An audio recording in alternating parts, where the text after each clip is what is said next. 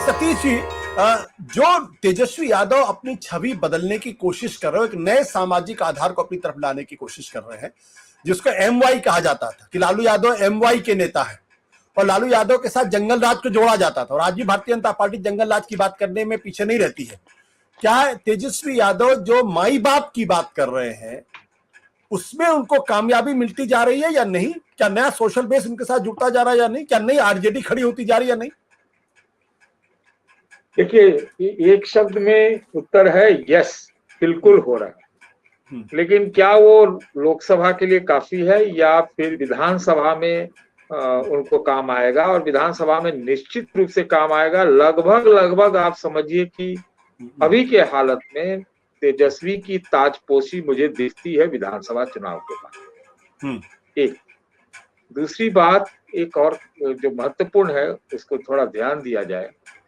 देखिए, महागठबंधन की एक रैली हुई, जन विश्वास रैली, और उससे पहले भी तेजस्वी पूरे बिहार में बस लेके घूमते रहे। तो बड़ा उसमें जोश था, बड़ा जबरदस्त था, बड़ी भारी जुटान थी, सब कुछ हुआ। बारिश के बावजूद भी लगभग 7-8 लाख लोग जुट गए वहां। उसके बाद मुझे क्यों ना क्यों लगता है कि चीजें जो इनको प्लस में जाना चाहिए था वो उतना प्लस में नहीं गया है, बल्कि हम कहेंगे नेगेटिव गया। चाहे वो उम्मीदवारों का चयन हो या फिर डिसीजन लेने में देर हो, या फिर क्या पता, वो जो कह रहे थे अभी, कोई कह रहे थे, या हो सकता है कि भाई दिल्ली को लेकर उनका बहुत ज्यादा आरजेडी वालों का स्टेक ही ना हो, ये एक पॉइंट है। लेकिन ये अगर इकट्ठा एक मुस्त होकर के आईएनडीआई वाले लगते, मैं तो ये कहूंगा कि ये लोग ओवर कॉन्फिडेंट हमको लगता है बिहार को लेकर। चाहे वो तेजस्वी हो, चाहे लालू हो, चाहे कांग्रेस पार्टी, कुछ न कुछ ओवर कॉन्फिडेंस, एक कैलकुलेशन दिखता हो कि ना जी नीतीश जी तो डाउन चले गए, ये है वो है करके ओवर कॉन्फिडेंस। ये दिक्कत मुझे लगता है इस आईएनडीआईए को हो रही है। देखना होगा, अभी देखना होगा, ऐसा नहीं एकदम कह दे कि एकदम खारिज है, लेकिन कुछ तो है। दूसरी चीज, एक और बात कहना चाहूंगा कि नीतीश जी के बारे में। नीतीश जी, हमको लगता है कि Nitish ji as a chief minister, चाहे आईएनडीआई वाले अच्छा करें बिहार में, चाहे एनडीए वाले अच्छा करें बिहार में, नीतीश जी का चीफ मिनिस्टर के रूप में मुझे दिन गिने चुने लगते हैं। ऐसा कुछ आप कह सकते हैं, और ऐसा सुना भी था पहले कि चुनाव तक, चुनाव के बाद क्या होगा।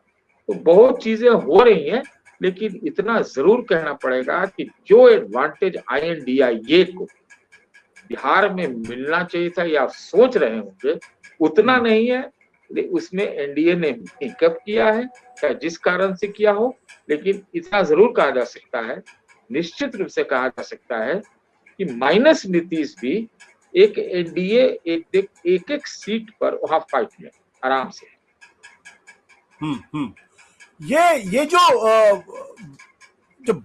समीर साहब, ये जो माई बाप वाला जो कॉन्सेप्ट है, ये क्या है? असल में वो जोड़ना चाह रहे हैं अगड़ी जाति को भी, महिलाओं को भी, और ये टैग जो है वो अपने से हटाना चाहते हैं। देखिए, वो लालू प्रसाद को लेके चल भी नहीं रहे, हर जगह अकेले जा रहे हैं।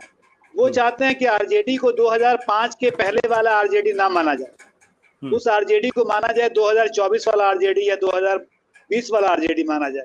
इस कोशिश में वो पहले उन्होंने A to Z का नारा दिया था, फिर माई के जवाब में उन्होंने एक तुकबंदी की कि माई नहीं, बाप का भी पार्टी है आरजेडी। तो ये सही है, उनकी कोशिश ये है। और इसका पता चलता है कि जो उम्मीदवार उन्होंने चुने हैं, उनमें जिस तरह से अलग अलग जातियों को उन्होंने के उम्मीदवार चुने हैं, वो अपनी इस बात में बहुत हद तक सही साबित हो रहे हैं कि हाँ, उन्होंने सिर्फ MY का समीकरण को नहीं देखा, बल्कि इस बात तो M को उतना ध्यान भी नहीं दिया उन्होंने। हो सकता है वाई के बारे में नहीं कर सकता, 8 कैंडिडेट है यादव के। मुस्लिम तो इस बार उनसे 2 ही कैंडिडेट हैं वहाँ आरजेडी के, पिछली बार उनके पास 5 थे या 4 थे। तो उस समीकरण को उन्होंने हटाकर जो नया समीकरण लाने की बात की, उसको धरातल पर भी लाया उम्मीदवारों के चयन के हिसाब से। जैसा कि बताया गया कि कुशवाहा को दिया उन्होंने, और भी जातियों को उन्होंने टिकट दिया, बुमियार को भी टिकट दिया। तो इससे वो जो है एक जनता में संदेश देने में कामयाब हो रहे हैं कि हाँ, आरजेडी जो है वो 2000 पहले वाला आरजेडी नहीं है जो सिर्फ एमवाई समीकरण वाला होता था। उसमें तब्दीली आई है, उसके साथ युवा जुड़े हैं, उनके साथ कोशिश की जा रही है कि मुस्लिम के अलावा और जातियां भी जुड़े या मुस्लिम और यादव के अलावा और जातियां जुड़े। तो ये एक बदलाव है जो तेजस्वी यादव और युवा की बात, जैसा मैं और किसी और साथी ने हमारे कही कि युवा जो है अभी उनकी सभा में सबसे ज्यादा अगर उत्साह वाले में कोई है तो वो युवा है, क्योंकि नौकरी की बात वो खुल के कर रहे हैं। और नीतीश कुमार को और प्रधानमंत्री मोदी को भी इसके नौकरी की बात करनी पड़ रही है। और प्रधानमंत्री मोदी ने भी ये कहा कि काम तो नीतीश कुमार ने किया और श्रेय वो ले रहे हैं। तो कम से कम इस बात की बहस हो रही बिहार में, और उसकी वजह है इनका तेजस्वी यादव का ये दावा कि उनके 17 महीने के कार्यकाल में 5 लाख लोगों को दी गई नौकरी। और उनका मजाक से कहते हैं कि बीजेपी वालों ने नीतीश चाचा को हाईजैक कर दिया, वरना नौकरी 10 लाख हो जाती।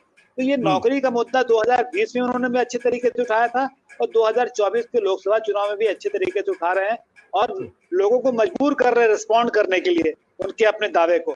पहले क्या होता था कि सारा एजेंडा बीजेपी तय करती थी या जेडीयू तय करता था। अब कई मामलों में हम देख रहे हैं कि एजेंडा जो है वो तेजस्वी यादव के भाषण से तय हो रहा है कि हाँ क्या कहना है, किस चीज का जवाब देना है।